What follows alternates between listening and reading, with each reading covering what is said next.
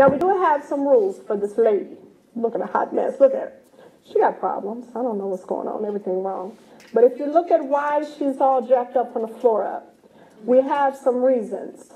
Your C-section delivery is very high risk. Everything can go crazy.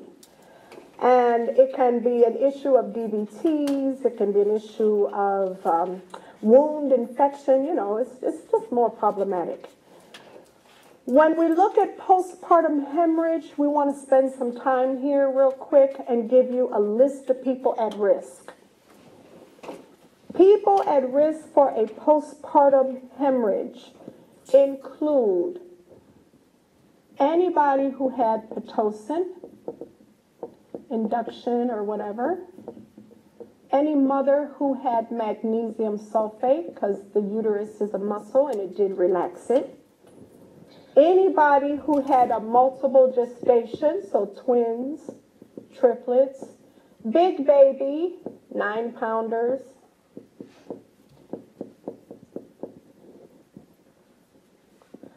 multiparous, grand multip we call it, so multiples here, grand multip here.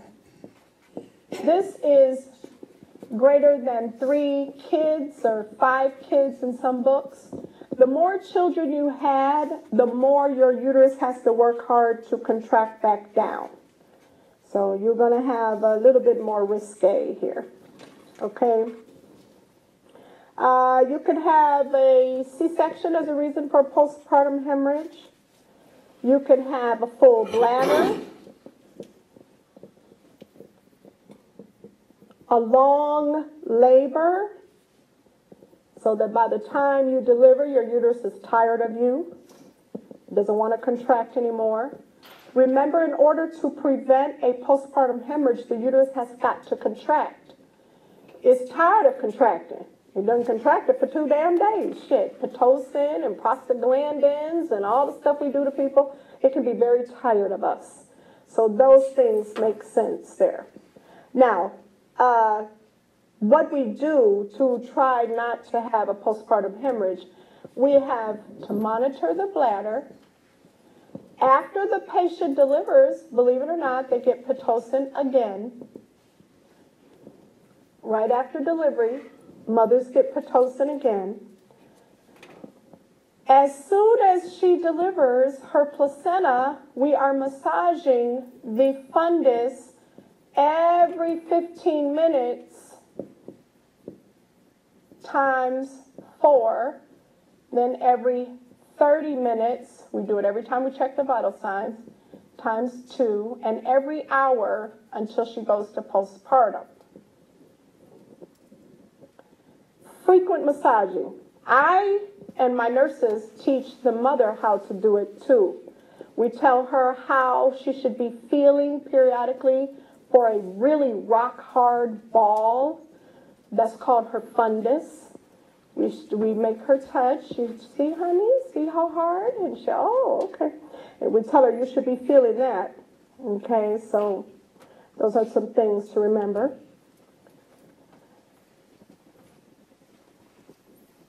The bladder is especially concerning because you may have to put a catheter in to empty the urine in a patient that pushed a long time.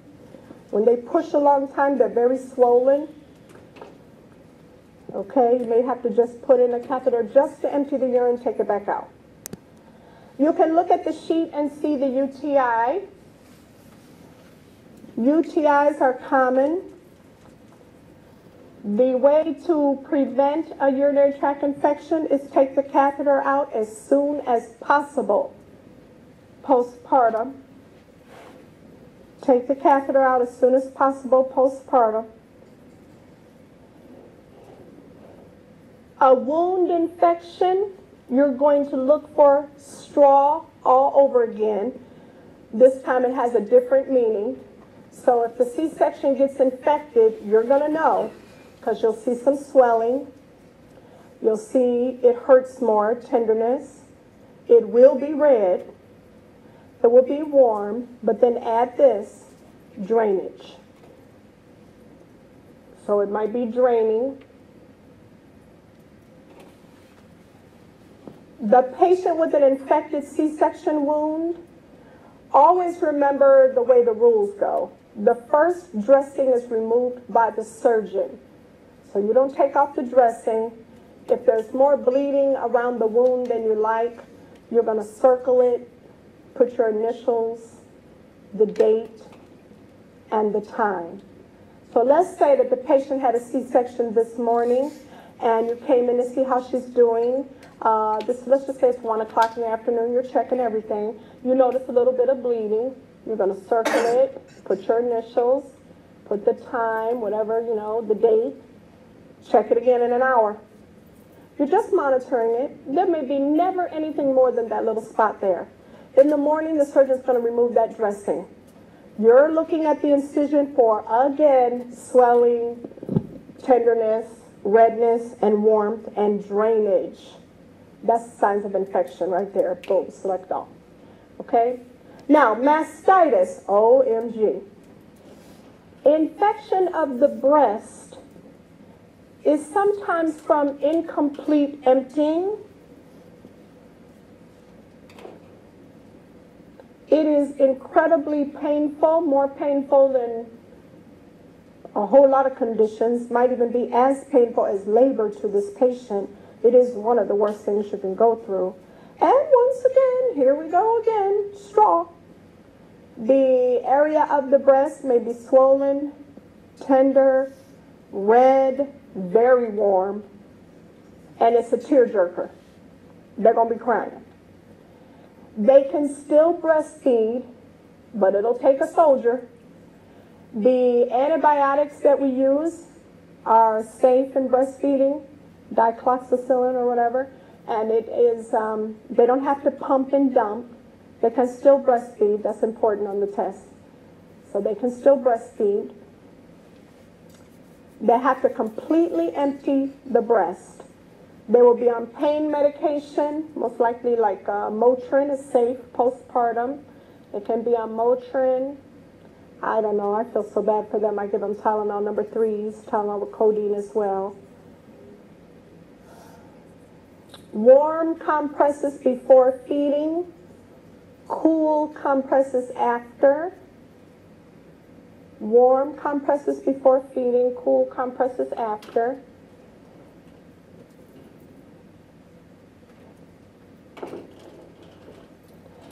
The most telling sign of mastitis is bright red spot. It's like this bright red spot in the breast. It's horrible.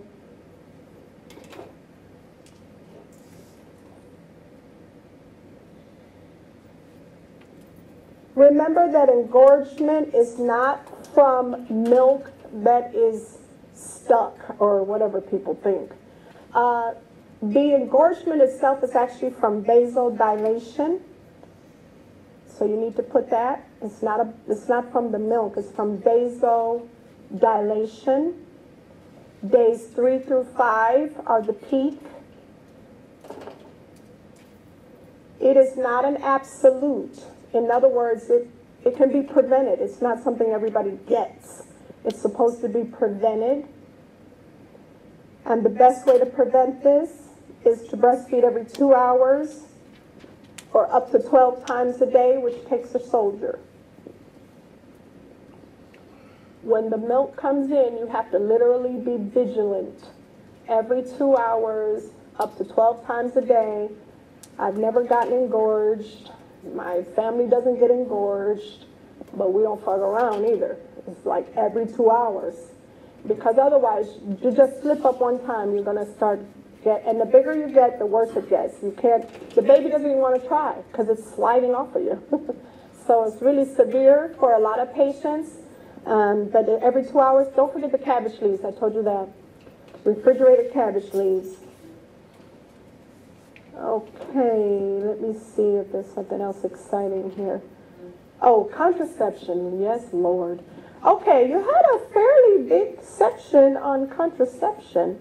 I was surprised, but I was glad because it is important.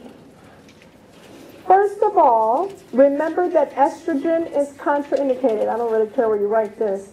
Estrogen is contraindicated in the breastfeeding mother.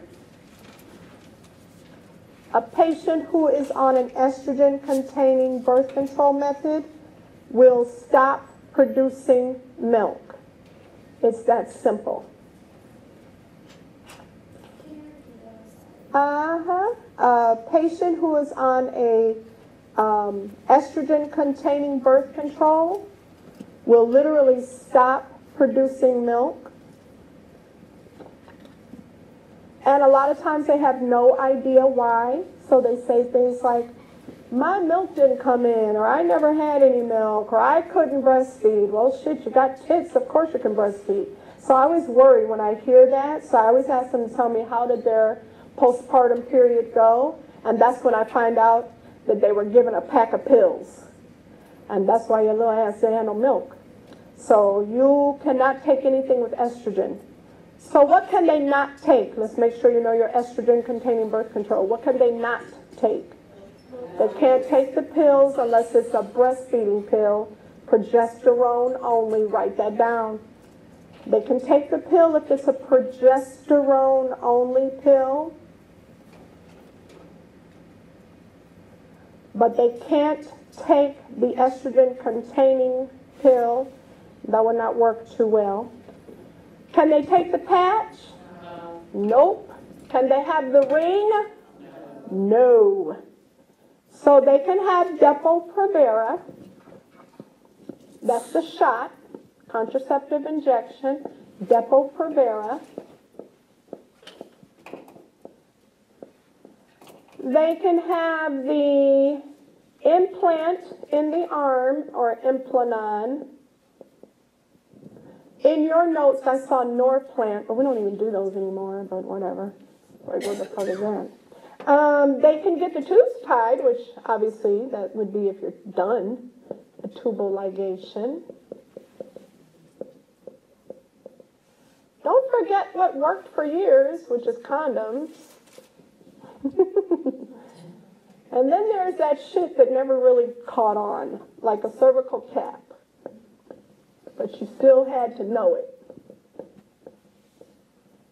A lot of people use the diaphragm.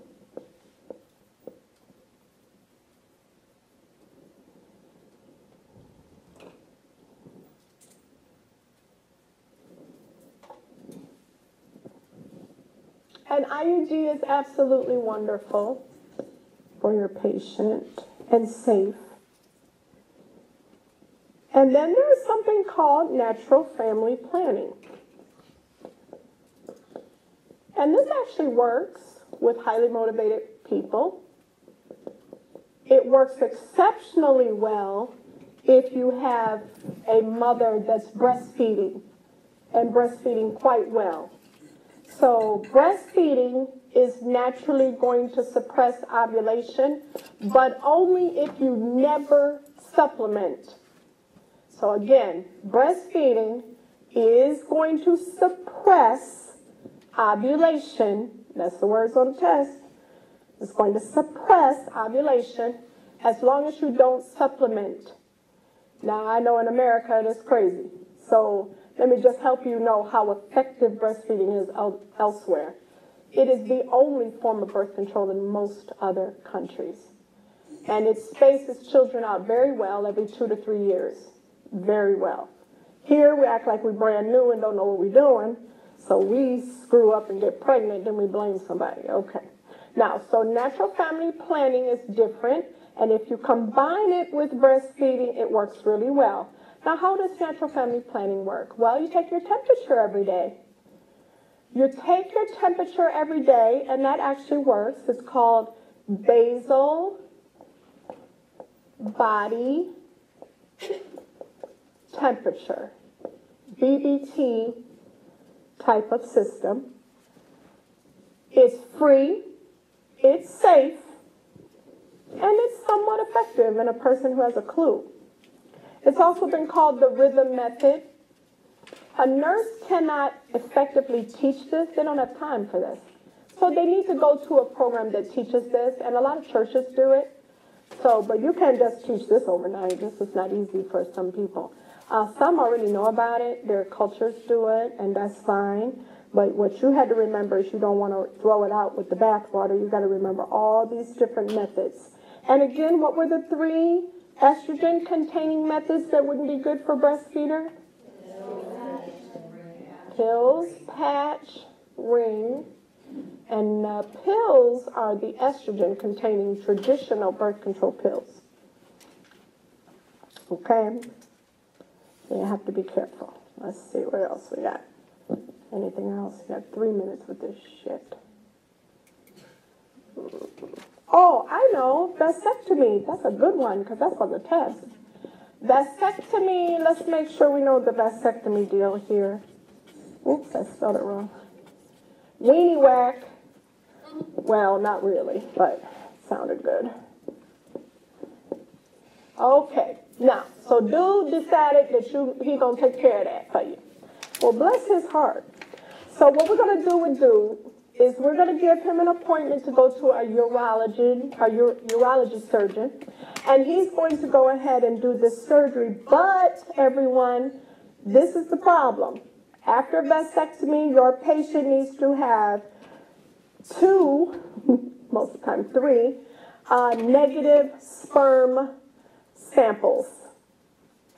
We have lots of babies because nobody went back to figure it out.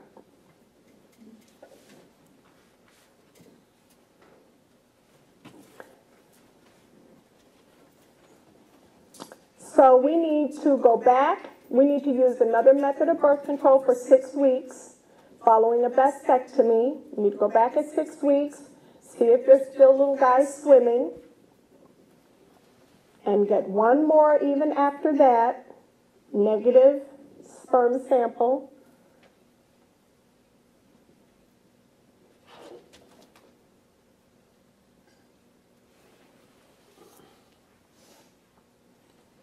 Okay. So the biggest mistake is doing the whoopee thing, thinking you good. No, you're not.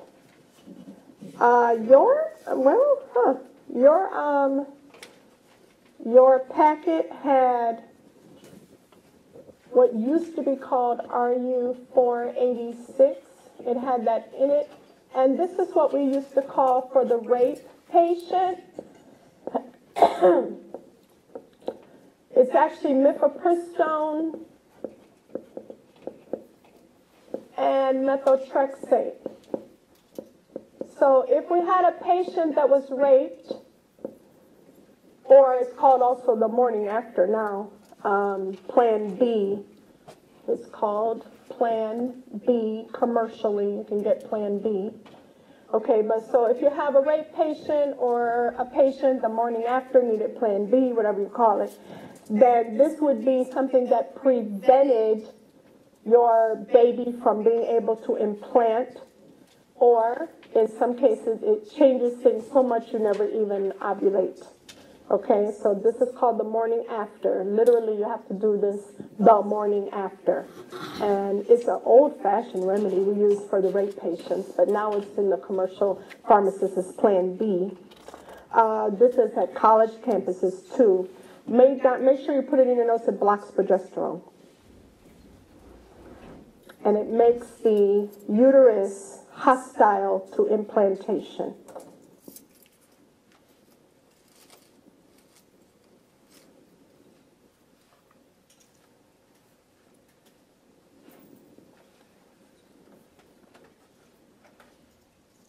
Okay, y'all. No dieting. I don't know why people be clowning, but I did want you to put that. No dieting. And if they pass clots bigger than the size of an egg, call us. If they pass blood clots bigger than the size of an egg, that's the time to call us.